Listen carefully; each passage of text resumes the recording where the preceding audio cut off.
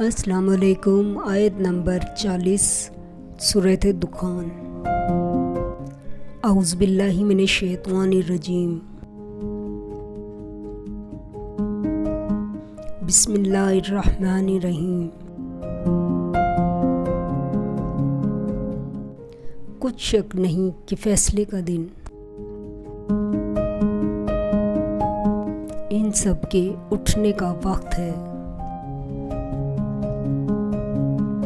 आयत नंबर 10 सूरतुल दुखान। तो इस दिन का इंतज़ार करो कि आसमान से सरी धुआं निकलेगा। आयत नंबर 11 सूरतुल दुखान। जो लोगों पर छा जाएगा ये दर्द देने वाला अजाब है। मेरे चैनल को सब्सक्राइब करें। आयत नंबर 41 सूरतुल दुखान। जिस दिन कोई दोस्त किसी दोस्त के कुछ काम ना आएगा और ना उनको मदद मिलेगी। आयत नंबर 12 सूरतुल दुखान। ऐ हमारे परवरदिगार, हमसे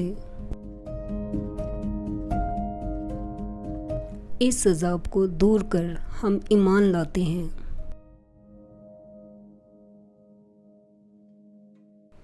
आयत नंबर 13 सूरतुल दुखान।